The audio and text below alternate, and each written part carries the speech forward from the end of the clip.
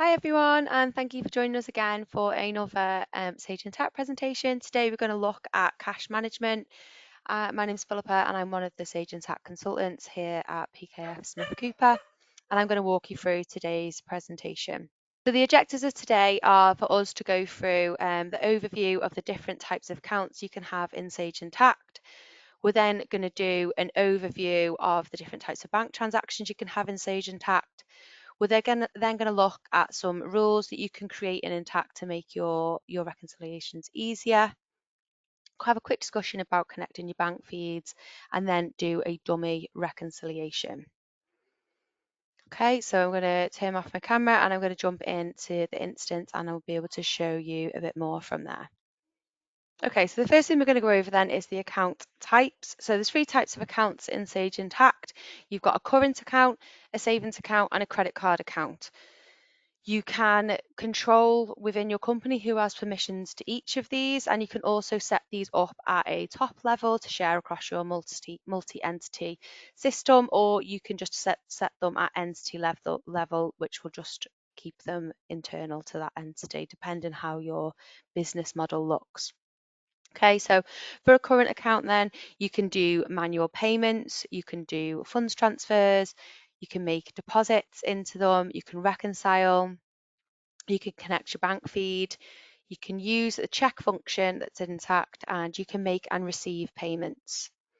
Okay, so then you've got a savings account, which is it's really just for sort of like recording your savings accounts if you need that whole picture approach to your cash within your business, but you've got a lot less functionality. So you can do a funds transfer, so you can transfer funds from your current to your savings or from savings to savings. You can make deposits into the savings account as well. You are able to reconcile, so if you did want to perform a reconciliation at the end of the period, you can do. And you can also receive payments into the savings account if somebody's made a payment to there for whatever reason. Okay, so you can also have credit card accounts. So you will see them in your instance as well, but they're not going to be covered in today's session because we're just trying to keep it focused on your current accounts, and we'll do a separate sort of session on credit card accounts. But just to let you know that they are available for reconciliations and you can connect your bank feeds. So they're kind of like the two main points that people wonder about them anyway, and you absolutely can. So this webinar is still going to have some relevant information because a lot of the screens going to look the same for you. Okay, so now we're going to have a little discussion about some of the transaction types that you can get directly in the cash module, and you'll see on your drop down menu. Okay, so you can have a funds transfer. That is just a straightforward, I'm just transferring one bank to the other. If you're moving your cash around, you can transfer your funds. Just be mindful that if your banks are all at your entity level, then you're not going to be able to transfer funds between them. That's why we'd normally recommend setting up your banks at top level and then restricting down to an entity if you need to. It just means that you're kind of future-proofing your business so that you can move money around if you need to, because your banks are all in the same place. Manual payment then, so you can use manual payments in the following scenarios. So if you were to say, for example, receive an AP invoice and you haven't had the invoice yet, but you've received the payment for it, in Intacct you wanted to kind of get a check out or record the payment, but you don't have the physical hard copy invoice, you can just put the manual payment on and then wait for the invoice to come in and match it off when it eventually does. Likewise, if you did have somebody come in and you paid them with like pay cash or given them a check for something like cash on delivery package or something like that, you are then able to record again the payment to say that you've actually spent this money out of this bank, and you'll be able to reconcile against that manual payment going out of the bank. Okay, so that's likewise then, if a supplier calls you over the phone and makes a payment over the phone, again, you can record that here as well. But you could also record that in AP. So a lot of the manual payment stuff is done in AP, but just in case you have a situation where you don't actually have an invoice to hand, then you can just do it through the cash side and put it on the cash ledger.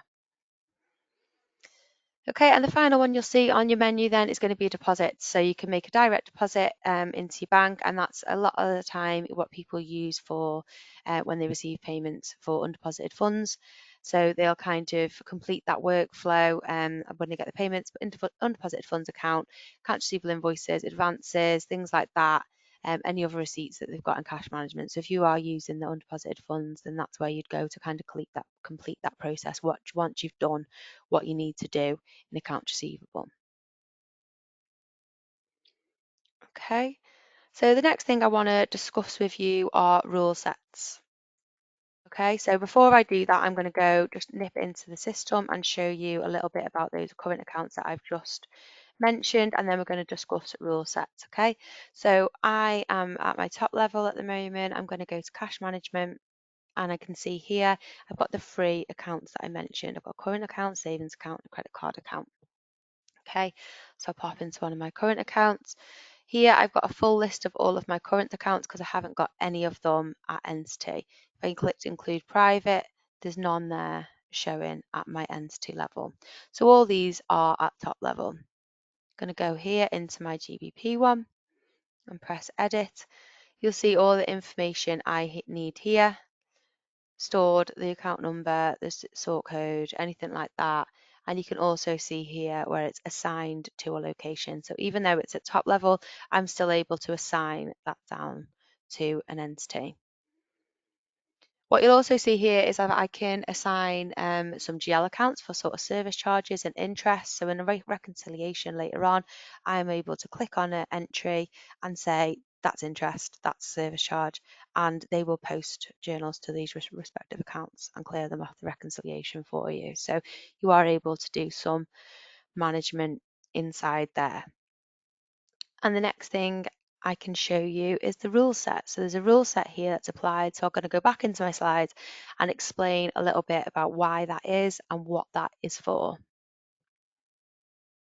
So you'd use matching rules to create bank transactions and transactions in Intacct, but each of those rules have to be in a rule set. So what happens is you would have use the rules and rule sets to define how to match and create transactions in Intacct for a reconciliation based off bank data on an import file or bank feed. Okay. You can reconcile an account with an import or a bank feed, so it doesn't matter.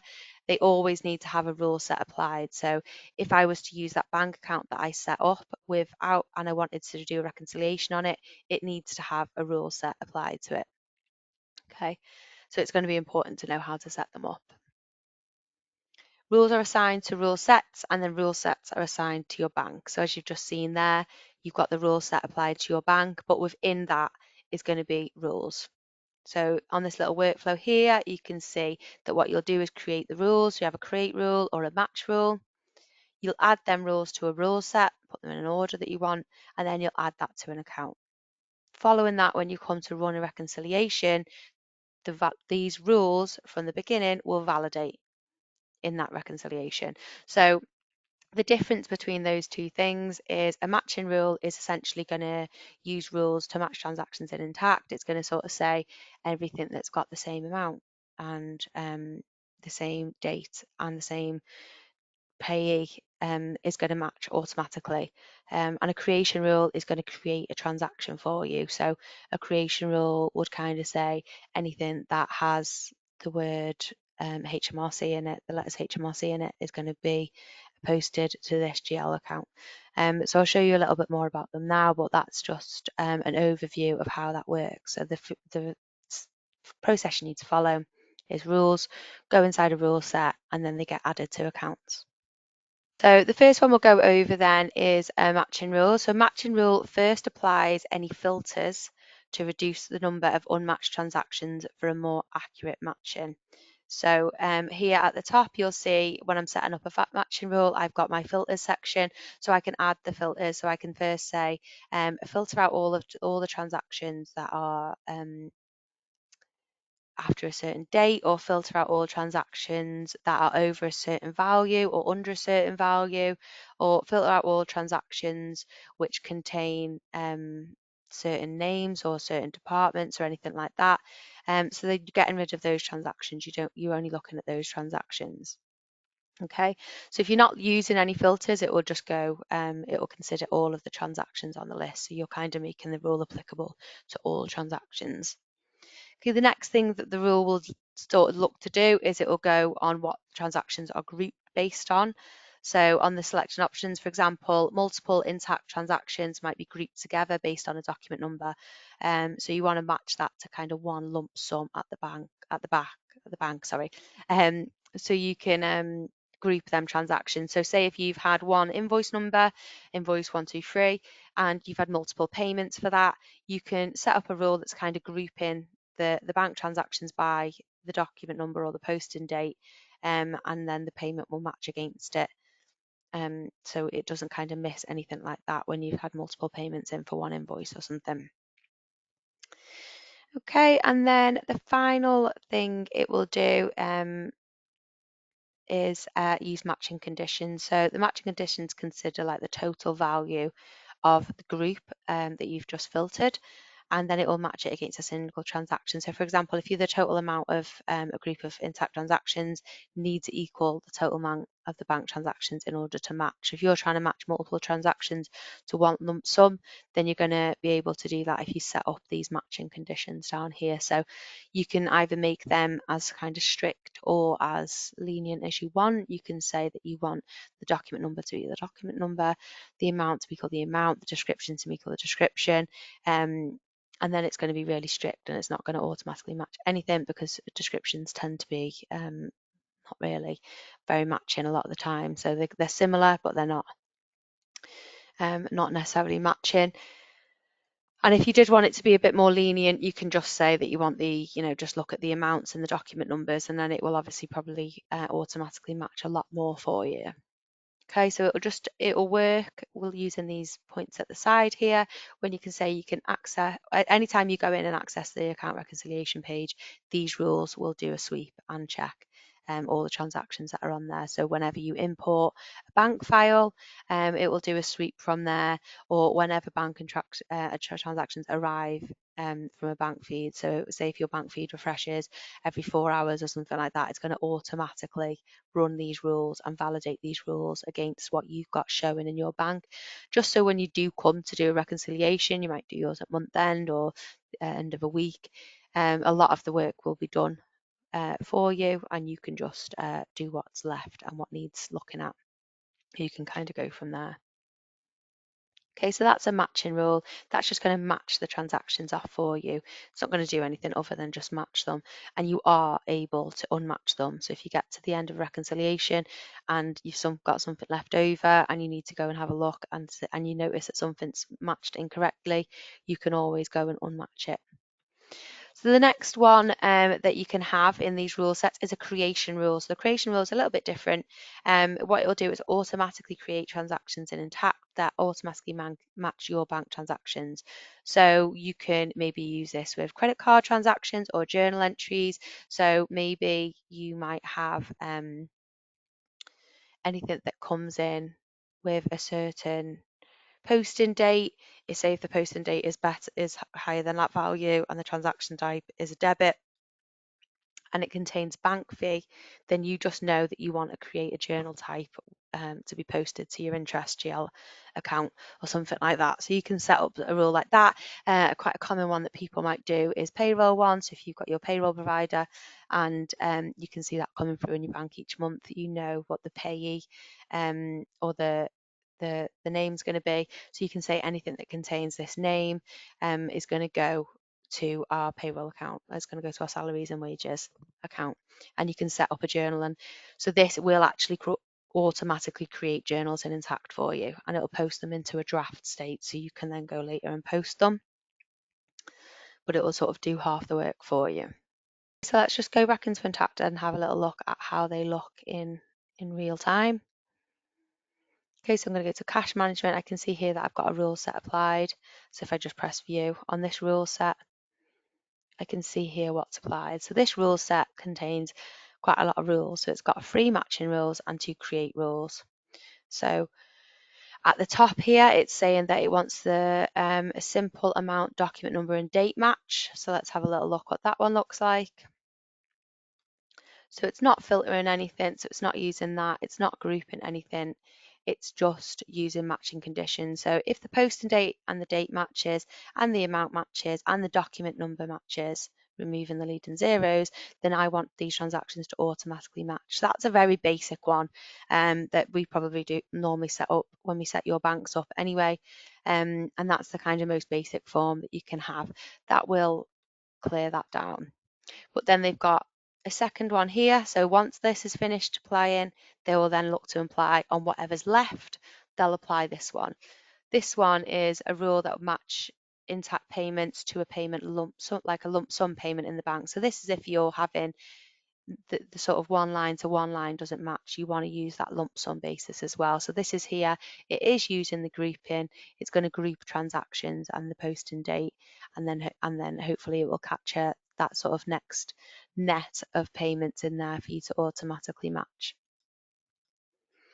Okay, down here we've also got some create rules that we're applying. So the create rules need to go at the bottom because say you've got 500 transactions, this might get rid of a big bulk of them, maybe 200 of them, this might get rid of a few more, and you need to just make sure that these are just doing it on the ones left and they're not just searching through your whole data set when they're doing it. So this one's looking at a bank fee, so this is a bit like the screenshot that I got, so I'll have a look at this one instead. This is an interest payment. So this is saying it's going to look at all the data that you've got left, and it's going to say, look at all the bank transaction side of things, and it's going to say if the posting date is after then, and the transaction type equals credit, and the description has got interest of some form in there, then what I want you to do is I want you to create a journal. An interest journal, and that's what it will do. It'll create a journal in the system for you, and this is where it'll post. So it'll post the dividends, and it will even allocate it to a department or a location if you need to, and give it a description. So you can sort of decide how that journal will look, and you can set it up. The posting state will always be draft, so it won't actually post anything. You're still going to have that element of control. Just like the matching, you can unmatch things and you can choose not to post a journal, or you can edit it before it's posted. So these tools are being used to aid you rather than just do a load of work and make a load of postings and then you're kind of stuck trying to figure them out. Into the system then, I've got bank feeds that we're going to go through next. This is a nice and easy one, but we get it quite a lot, and we have got a guide for, so please do reach out if you want the guide on this. I'll explain why we've got a guide for it now. So connecting your bank feed, it's got 3 steps, 3 very simple steps. You're going to go to cash management, your all tab, current accounts, and edit, and then you've got a banking cloud tab. You'll see this connect button here. Step 2, you're going to get this screen and you're going to select your bank. Just use the search function if you need it, because I have actually had it before when I told a customer we don't have their bank, and then because I thought it wasn't on that screen, we haven't got their bank, and when I searched for it, it was there. So this is just showing the favorites. Do give it a search because it might be there in the background. And then from there, you're going to get taken to your bank then to enter your authentication and do your credentials. We can't help you with that. So that's why we give you the guide, because it kind of comes out of our hand then. It's not something we can do for you. It's just something that you're going to have to sort of look into. So again, I will quickly nip back to cash management just to show you. So I'll go cash management, go to my current accounts, and I go here. I go banking cloud, connect, and have a little search here. So this is my feed then. I think the one I was looking for was there, and yeah, you can have a look. If your bank isn't listed, we can obviously let us know and we can try and get in touch with them and try and see if they want to be listed. So that's it on the bank feeds then. Just reach out if you need the guide. The last thing we're going to cover today is just your reconciliations. This is what the bank reconciliation screen is going to look at. So most companies perform a reconciliation at the end of the month. You might want to match your transactions throughout the month, or even perform like a daily soft reconciliation and just have a little look what's in there. It's not a big process. You can just sort of log in and see what's in there and how your rules are getting on. And it can help eliminate a kind of month-end close procedure for you. Got the appropriate permissions, you can sort of close that reconciliation and submit. And before you finalise a reconciliation, you just need to make sure that all your transactions are entered into intact and that all sort of charge payoffs and things like that are all completed. Important information On this one, it would just be wherever your account was created. So if it's a top level or entity level, that's where you need to perform your reconciliation. And you just need to bear in mind if there's any restrictions that are set up. So say, for example, I create the banks at top level and I've restricted one of my users down to entity level. They're not going to be able to do a bank reconciliation on that bank. They're going to need access to top level to do it. So there's 3 ways that you can sort of reconcile your account. You can do it manually, and that's just having, you know, your statement in front of you and seeing what's on the screen and just crossing it all off. Really old school sort of style. You can import your bank file. So most banks will provide a CSV for you to import directly into Sage Intacct, or you can do the bank feeds that we've previously mentioned. You're going to see 3 states. So in your bank, you're going to see matched, partially matched, and unmatched.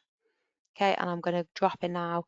Last thing I'm going to go for you is drop into bank reconciliation to show you that screen on there.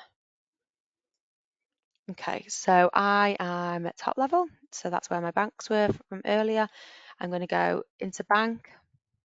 I'm going to select my GBP bank, and all of this is filled in for me, but this is where you would be putting your statement dates. So if you've got a bank feed, then the dates are going to sort of fill in for you. But if you don't, you can just do your beginning balance, your end balance, and then whatever balance on your statement. I've just put £1 in to open up the reconciliation, but you can add, you know, obviously what's on the statement.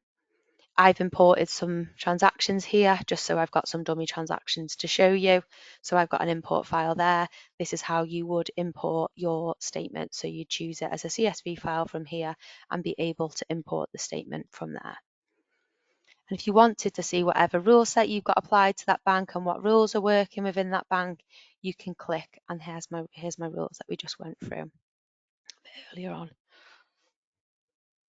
Okay, so let's press continue and open the bank. So what you're going to see now is you're going to see this sort of top line here. It will tell you anything that's unmatched. It will say anything that is matched, sorry, the unmatched amount there, and it will say anything that's sort of in the bank side that's unmatched. You've got 2 sides. You've got the bank side. This will be your bank feed or your bank import, the bank side of things, and then tact is going to be your side. So it's not going to be like all your open invoices, it's payments only. So anything that you've received a payment for or anything you've paid is here waiting for you to match off. You'll also see across here is if you are connected to a bank feed, you can see, it will see there, it will say connected, and it will say when it was last updated, and what time it was updated and things like that. And you'll also see like a running total letting you know how much needs to be matched. So you've kind of got that needs to be 0 in order for you to kind of finalize and match off to say what's left. So what you can do from this bank feed then is I can go through and I can match transactions. So if I go into my Intacct side, I can see that that says unmatched, matched, or all. So if I click all and apply that filter, I can see here that there is an unmatched amount and a matched amount. So I'm looking at that matched amount and I'm looking at that amount in my bank, and I can see another 575, and I actually think that's matched against the wrong thing. So what I'm going to do is press on it. I'm going to clear the transaction. My rule set has matched that when I didn't want it to, or I can unmatch the transaction. It will now go as unmatched. And what I can do then is I can press match, and I can match it against the correct one that I actually wanted it to match to. So as you can see, if you set the rules on there and they don't match against something else, you can really easily just change that and match and unmatch things that are on there. Okay. The second thing that I can show you here is if I did want to get a journal, I say that's my payroll, I can click an action and I can go journal entry. What that will do is that will complete my journal for me. For the most part, I can scroll down here and say, actually, I want this to be a payroll journal. I want this to post to salaries. And then I can just press post and submit, or I can put it in draft. Okay, and I can get rid of that line then, and I'll keep working through here, matching transactions, creating journals. I can look at this amount here, and I can say this 15,000 is a funds transfer.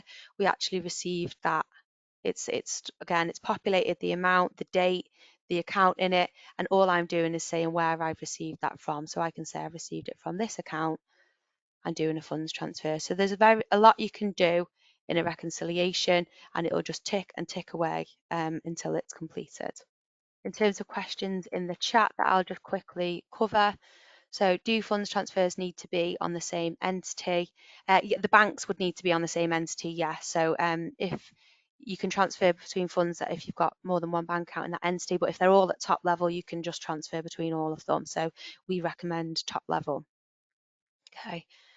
What do I do if I can't find my bank for bank feeds? So if you can't actually find your bank, then just let us know, because a lot of time Sage can get in touch with the bank and it's very simple to set it up. I've seen them do that before, so that shouldn't matter.